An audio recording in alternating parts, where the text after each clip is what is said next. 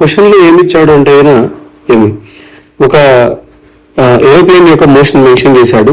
ఓకేనా, ఏమి సో దాని యొక్క వెలాసిటీ టైం గ్రాఫ్ ని మెన్షన్ చేశాడు ఇక్కడ.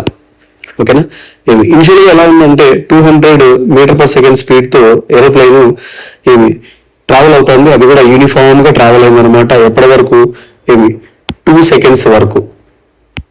ఓకేనా, ఏమి తర్వాత కాన్స్టెంట్ స్పీడ్ ని మెయింటైన్ చేసింది అనమాట మిగతా టైం అంతా కూడా.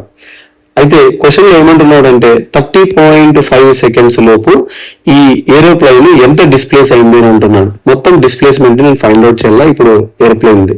ఓకేనా, వీటీ గ్రాఫ్ లో నీకు డిస్ప్లేస్మెంట్ కావాలంటే ఎలా వస్తుంది అంటే ఏమి sir displacement S is equal to V into T, velocity into time formula ఇది యాక్చువల్గా.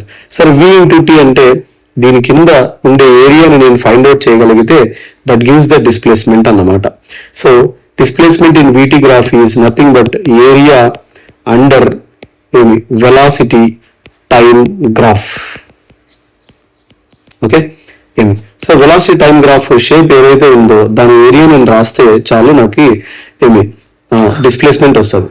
సో ఈ షేప్ ని మనము 2 పార్ట్స్ గా డివైడ్ చేస్తాం. 2 రెగ్యులర్ షేప్స్ గా డివైడ్ చేద్దాం. ఒకటి ట్రెపిజియం, ఇంకొకటి రెక్టాంగిల్. ఓకేనా, ఎగ్జాక్ట్ గా ఎంత టైంలో అడిగాడంటే 30.5 సెకండ్స్ లో అన్నాడు కాబట్టి ఏమి ఇది 30.5 సెకండ్స్ అవుతుంది అనమాట.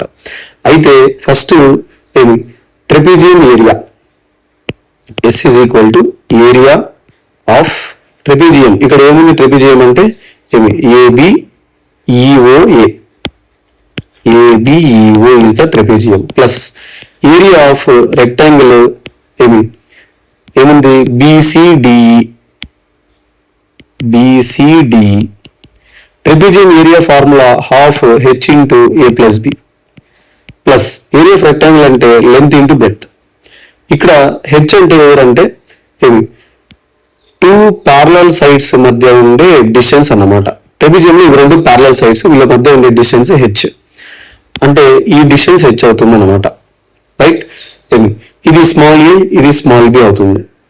రైట్, సబ్స్టిట్యూట్ చేస్తే హాఫ్ H అంటే వీళ్ళిద్దరి మధ్య ఉన్న డిస్టెన్స్ ఎంత అది అంటే 0 నుంచి 2 వరకు, సో 2. a అంటే ఎంత అంటే ఇక్కడ వరకు 200, b అంటే టోటల్ 400 అని, so 200 plus 400 plus length into breadth of the rectangle. ఇక్కడ లెంత్ ఎవరు అంటే ఏమి వీడు, బ్రెడ్త్ వచ్చి వీడు. ఓకేనా, సరే లెంత్ ఎంత అవుతుంది అంటే 400 అవుతుంది.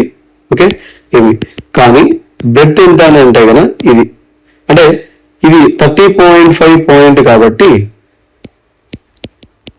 అందులో నుంచి నేను ఏం చేయాలంటే ఏమి 2 తీసేయాలన్నమాట. ఈ 2 తీసేయాల అంటే -2, దట్ ఈస్ 30.5 - 2 విచ్ ఈస్ 28.5 అవుతుంది అనమాట. ఏమి B. So length 400 into breadth వచ్చి 28.5.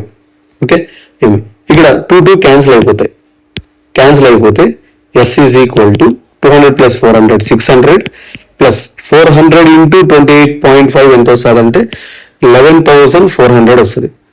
అడిషన్ చేస్తే 12,000 మీటర్స్ వస్తుంది అనమాట టోటల్గా డిస్ప్లేస్మెంట్.